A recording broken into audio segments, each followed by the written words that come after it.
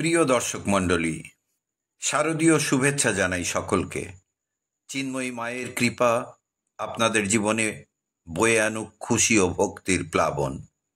দিব্য চিন্তামণি ধাম শ্রীধাম বৃন্দাবনে বর্তমানে বন্যা পরিস্থিতি বিদ্যমান। অনেক মন্দির ও শ্রী বিগ্রহ জলমগ্ন। হেন প্রকৃতি যে তিনটি গুণের দ্বারা সমগ্র জগৎ তথা জগৎবাসী সকল প্রাণীকে পরিচালিত করছে, তার হাত থেকে মুক্তি অত্যন্ত সুদুর্লভ। শ্রীমদ্ ভগবত গীতায় অর্জুনকে তার জিজ্ঞাসার উত্তরে ভগবান বলছেন, দৈবী হি এষা গুণময়ী মম মায়া দুরত্যয়া। হে অর্জুন, আমার মায়া দৈবী গুণ সম্পন্ন, একে অতিক্রম করা অত্যন্ত দুঃসাধ্য। আর তাই ত্রিগুণাত্মিকা মায়ার প্রভাবে সত্য, রজ ও তম গুণাশ্রয়ী তিন প্রকৃতির মানুষ সচরাচর দেখতে পাওয়া যায়। এই তিন প্রকারের মানুষের জীবনের ধর্ম, ন্যায়, নীতিবোধ, ব্যবহার, খাদ্য অভ্যাস, বচনভঙ্গি সব কিছুই ভিন্ন ভিন্ন। আর সে কারণেই তাদের শেষ জীবনও পরিণতির মধ্যেও তারতম্য লক্ষ্য করা যায়। প্রিয় দর্শক মণ্ডলী, আজ ভিডিওর বিষয়বস্তু এরই সাথে সম্পর্কিত। আজ আমরা গরুড় পুরাণ, শ্রীমদ্ ভাগবত পুরাণ, দেবী পুরাণ ইত্যাদি গ্রন্থ, বিশেষ করে মৃত্যু পরবর্তী বিষয়ে নিগূঢ় রহস্য উদ্ঘাটনকারী সর্বাপেক্ষা নির্ভরযোগ্য বিশুদ্ধ সাত্ত্বিক পুরাণ গরুড় পুরাণের আলোকে জানার চেষ্টা করব সত্য, রজ ও তম গুণাশ্রয়ী মানুষের আত্মা মৃত্যুর পর কোন কোন পথে কেমনভাবে যাত্রা করে এবং তাদের শেষ পরিণতি কী হয়। আসুন এখন আমরা সাত্ত্বিক যাত্রাপথের, রাজসিক যাত্রাপথের ও তামসিক যাত্রাপথের চলমান তিনটি পৃথক আত্মার কথা আস্বাদন করি। তাদের চলার পথের দৃষ্টান্ত আমাদের আগামী জীবনকে সাবধানতার সাথে সংশোধন করে নিতে সাহায্য করবে। পর্বটি ভালো লাগলে একটু সময় বের করে সাবধান হয়ে শেষ পর্যন্ত শুনবেন এবং একটি লাইক করতে ভুলবেন না। চ্যানেলে নূতন হলে সাবস্ক্রাইব করে বেল আইকনটি প্রেস করে সঙ্গে থাকবেন এই ধরনের আরও ভিডিও দেখার জন্যে। আসুন শুরু করি। প্রথমেই আসব সাত্ত্বিক যাত্রাপথের কথায়। হরিভক্ত দাস, তিনি ছিলেন এক সাধারণ কৃষক।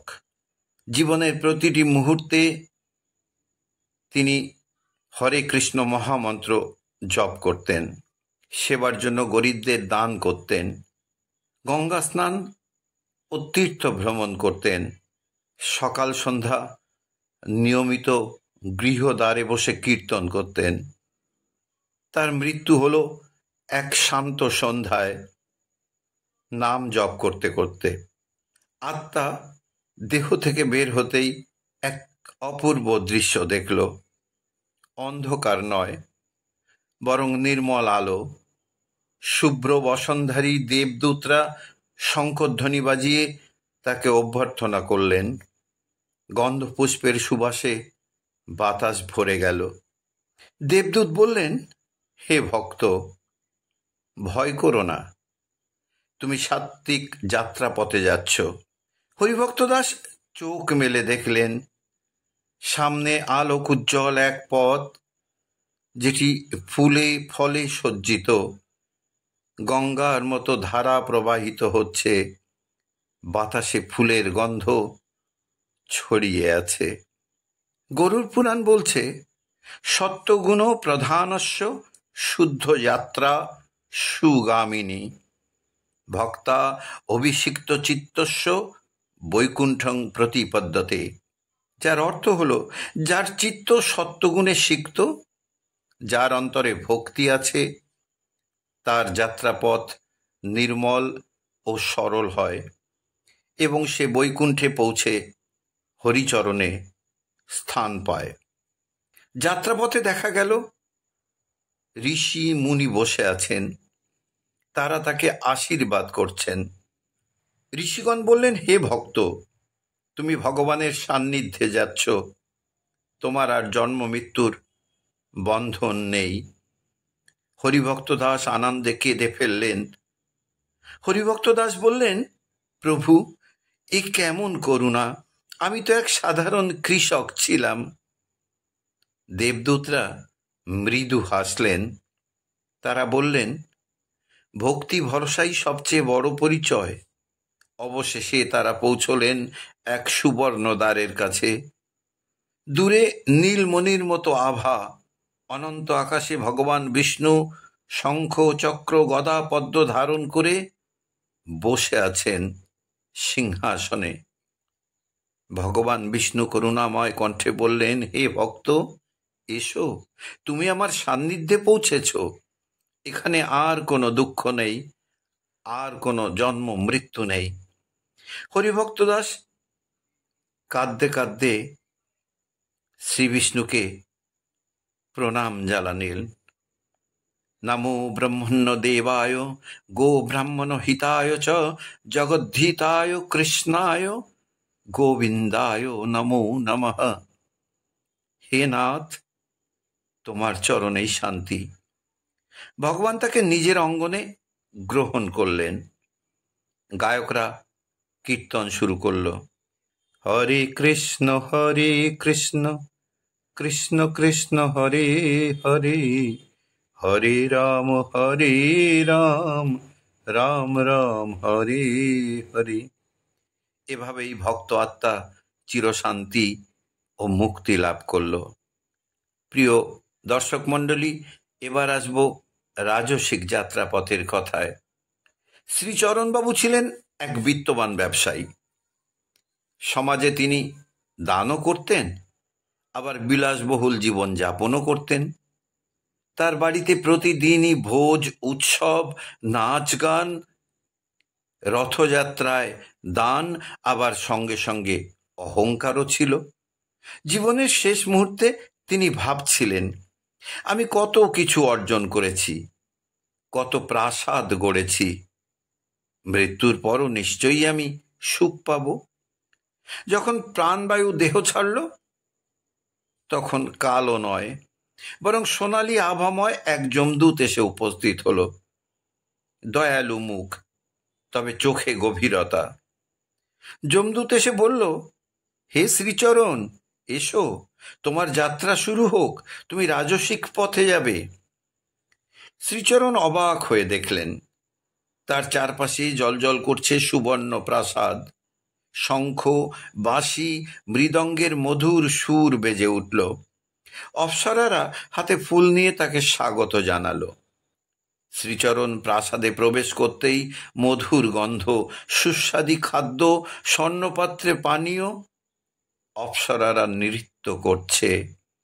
শ্রীচরণ আনন্দে বলে উঠল, আহা, মৃত্যুর পরও এমন রাজ্য, এ তো স্বর্গের চেয়েও সুন্দর। এক অপ্সরা মৃদু হাসল। অপ্সরা বলল, এসব তোমার পূর্বজন্মের দান ও সৎকর্মের ফল, কিন্তু মনে রেখো, এ অনন্ত নয়। গরুড় পুরাণ ব্যাখ্যা করল, রজ প্রধানা সুখ সংজ্ঞাহা ভোগৈশ্চর্য মনোরথা ক্ষণিকোষাৎ সুখ উপভোগ পুনর্জন্মং প্রযাচ্ছতি। অর্থ, রাজসিক যাত্রায় সুখ, ভোগ ও ঐশ্বর্যের প্রাচুর্য থাকে, কিন্তু তা ক্ষণস্থায়ী, শেষে পুনর্জন্মে নিয়ে যায়।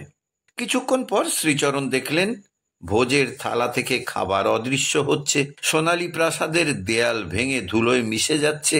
শ্রীচরণ আতঙ্কে বলে উঠল, কোথায় গেল এসব? কেন আমি ধরতে পারছি না কিছুই? যমদূত গম্ভীর কণ্ঠে বললেন, এ মানব, ভোগ মোহই হলো মায়া। জীবনে তুমি যেমন ভোগে আসক্ত ছিলে, তেমনি মৃত্যুর পরও তারই প্রতিফল দেখছ। এই মরীচিকা চিরকাল থাকবে না। অবশেষে সমস্ত দৃশ্য অদৃশ্য হল, চারিদিক অন্ধকারে ঢেকে গেল। যমলোকের মহাগম্ভীর দ্বারে আত্মা এসে দাঁড়ালো। সেখানে চিত্রগুপ্ত তার জীবনপঞ্জি খুলে ধরলেন। চিত্রগুপ্ত বললেন, তুমি দানও করেছ, আবার অহংকার ও ভোগেও নিমগ্ন ছিলে। তোমার পরিণতি পুনর্জন্ম, আবার মানব জন্মে ফিরে গিয়ে সাধনা ও ভক্তির পথ নিতে হবে, তাহলেই মুক্তি পাবে। শ্রীচরণ হতাশ হয়ে মাথা নত করলেন। তিনি বুঝলেন এই সুখ ক্ষণস্থায়ী, মুক্তি এর দ্বারা অর্জন কখনোই সম্ভব নয়। প্রিয় দর্শক মণ্ডলী, এবার আসি সমাজের বৃহত্তর অংশ, তামসিক যাত্রাপথের কথা। গ্রামের মাঝখানে বসন্তবাবু ছিলেন একসময় ধনাঢ্য জমিদার। তার জীবন বহুলাংশে ভোগবিলাস, দান ধর্মে সামান্য অংশ আর নিজের ক্ষমতা প্রদর্শনে বেশি কেটেছিল। জীবনে অনেক সৎকর্ম করলেও লোভ, ক্রোধ ও অহংকার তাকে গ্রাস করেছিল। বয়স যখন প্রায় 70 ছুঁয়েছে, শরীর ভেঙে পড়তে শুরু করলো। অন্তরে এক অজানা ভয় বাসা বাঁধল, মৃত্যুর পরে কি হবে। শাস্ত্র পড়তেন না, তবে শৈশবে শোনা কাহিনী তার মনে দাগ কেটেছিল। ঠিক সেই সময় এলো তার জীবনের সর্বশেষ সন্ধ্যা। মরণোন্মুখ বসন্তবাবু হঠাৎ অনুভব করলেন দেহ ভারী হয়ে যাচ্ছে, চোখে অন্ধকার নামছে, সেই সঙ্গে চারিদিকে ভয়ঙ্কর এক শীতলতা। হঠাৎ ঘরে আলো নিভে গেল, আর দেখা দিল কালো ভয়ঙ্কর রূপধারী দুজন যমদূত। তারা গম্ভীর কণ্ঠে বলল, হে বসন্ত, তোমার পার্থিব সময় শেষ হয়েছে, চলো যমলোকের পথে। বসন্তবাবু আতঙ্কে কেঁপে উঠলেন। এক অদৃশ্য শক্তি তার আত্মাকে দেহ থেকে টেনে নিল, আর শুরু হলো এক অদ্ভুত যাত্রা। যমলোকের 16টি পথ অতিক্রম করে যমপুরীতে পৌঁছানো। প্রথমেই বসন্তবাবু প্রবেশ করলেন অন্ধকারে আচ্ছন্ন এক গহ্বর পথে। এখানে আলো নেই, শুধু ঘন কালো ধোঁয়া আর বন্য জন্তুর ডাক। গরুর পুরাণ তার 5ম অধ্যায়ে সুন্দরভাবে একটি শ্লোক দিয়ে ব্যাখ্যা করেছেন। তামসী পথঃ দুঃখময়, অন্ধকারে রাক্ষসাংসহ। অর্থাৎ প্রথম পথ তামসিক, অন্ধকারে রাক্ষসেরা ঘিরে থাকে, আত্মা ভীত সন্ত্রস্ত হয়। বসন্তবাবু এখানে শৈশবের পাপ, চুরি ও মিথ্যা বলা স্মরণ করলেন। ভয় তাকে গ্রাস করল, কিন্তু দুঃখ মোচনের উপায় ছিল না। এরপর তিনি প্রবেশ করলেন তীক্ষ্ণ কণ্টক পথে। এখানে মাটিতে কাটা, আগুনে উত্তপ্ত লোহা। আত্মার পা কেটে রক্ত ঝরতে লাগলো। শূলপথে দণ্ডযুক্তং রক্তস্রাব বমনন্তকৃতঃ। কণ্টক পথে অসংখ্য কাটা ও দণ্ড আত্মাকে ক্ষতবিক্ষত করে। বসন্তবাবু বুঝলেন, জীবনে যেসব দাস দাসীদের কষ্ট দিয়েছিলেন, এ তার ফল। তৃতীয় পথটি দাহ্য অগ্নিপথ। চারিদিকে অগ্নিশিখা, আগুনের নদী। আত্মাকে পার হতে হয় সেই নদী। অগ্নিনদ্যাং পতত্তাসৌ দাহ্য কর্মফলং ভজেত। অর্থাৎ অগ্নি নদীতে পড়ে আত্মা দগ্ধ হয়, এই তার কর্মফল। এরপর বরফ শীতল পথ। অগ্নির পর এবার হিম শীতল বরফে ঢাকা এক নির্জন পথে ধেয়ে চলল আত্মা। শীতলতায় আত্মা কাঁপতে লাগলো। হিম পথে দেহ যত্র শীতদকেন দগ্ধতে। এটি প্রতীক বসন্তবাবুর হৃদয়হীনতার, যখন তিনি দরিদ্রের আর্তনাদে কর্ণপাত করতেন না। এটি তারই ফল। পঞ্চম পথটি অন্ধকার বায়ুপথ। সেখানে প্রচণ্ড ঝড় বৃষ্টি, বিষাক্ত ধোঁয়া, শ্বাস নিতে কত কষ্ট। বায়ুপথে দেহ কষ্টং প্রলয়মেব দদাতি। এরপরের পথটি কুকুর ও বন্য পশুর আক্রমণের পথ। এখানে হিংস্র কুকুর ও নেকড়ে আত্মাকে ছিঁড়ে খেতে উদ্যত হয়ে থাকে। শানৈ কুষা দংশতে পাপি দণ্ড ভোগায় নিয়তে। পাপী আত্মাদের এখানে কুকুর ও নেকড়ে বাঘ ছিঁড়ে ছিঁড়ে খায়। এভাবেই সে তার কৃতকর্মের ফল পায়। এরপর এলো বৈতরণী নদী, রক্তে ভরা নদী। আত্মাকে এক রক্ত স্রোত পার করতে হলো। গন্ধে অসহ্য যন্ত্রণায় তিনি কাঁদতে লাগলেন। বিষাক্ত কীটের দংশনে তার দেহ ক্ষত বিক্ষত হলো, কিন্তু পরিত্রাণের কোনো পথ তিনি খুঁজে পেলেন না। রুদ্রদক নদ্যা পাপি নিমগ্ন রুদ্রযাতনায়। এরপরের পথ পাথর বৃষ্টির পথ। এখানে লোহার পাহাড় ভেঙে আত্মার উপর পড়ছে। চারিদিক থেকে পাথর উড়ে এসে আত্মার দেহ ক্ষত বিক্ষত করছে। শিলাঘাত পথে পাপী দেহ ভঙ্গ ভবেত ধ্রুবম। দেহ ভেঙে চুরে টুকরো টুকরো হচ্ছে, কিন্তু আত্মার তো মৃত্যু নাই। নৈনং ছিন্দন্তি শস্ত্রাণি নৈনং দহতি পাবক ন চৈনং ক্লেদয়ন্তপ ন শোষয়তি মরুতঃ অচ্ছেদ্য অয়মদাহ্য অয়ম অক্লেদ্য অশস্য এব চ নিত্য সর্বগত স্থাণু অচল অয়ম সনাতন। পরের পথ তৃষ্ণার পথ। অতৃপ্ত আত্মাকে এখানে তীব্র তৃষ্ণা কষ্ট দেয়, অথচ কোথাও এক বিন্দু জল নেই। তৃষ্ণা পথে জলমায়া পিপাসার দণ্ডদাহা। দশম পথ দুর্গন্ধময় কাদা। এখানে মল মূত্রে ভরা কাদা। আত্মা তাতে ডুবে যায়। যমদূতরা তাকে টেনে হিচড়ে এই পথে নিয়ে চলে। মলিন পথে দেহ নিমগ্ন দুঃখমেব ভজেত। আত্মা সেই কাদায় ডোবে আর ওঠে, পাপের ফল ভোগ করে। এর পরের পথ কণ্টক বন। অসংখ্য বিষাক্ত কাঁটা ও লতা আত্মাকে বেঁধে ধরে। আত্মা বেরিয়ে আসতে চায়, দেহ ক্ষতবিক্ষত রক্তাক্ত হয়, কিন্তু বাঁচাবে কে? কণ্টক বৃক্ষ সংযুক্তং দুঃখায় নিয়তে জনঃ। দ্বাদশতম পথটি ভয়ঙ্কর অরণ্য। এখানে হিংস্র বাঘ সিংহের আক্রমণ সহ্য করতে হয় আত্মাকে। আত্মার দেহ ছিন্ন ভিন্ন করে ফেলে তারা। অতি কষ্টে এই পথ অতিক্রম করতে হয় আত্মাকে। সিংহ ব্যাঘ্র সমাকীর্ণে পথি দুঃখ মনন্তকম। বিষাক্ত সাপের পথ। বসন্তবাবু চারপাশে বিষাক্ত সর্প নেচে উঠল। তাদের হিসিস শব্দে চমকে চমকে উঠলেন বসন্তবাবুর আত্মা। সর্পপথে পাপী দংশতে দেহ নাশমুপৈতিহি।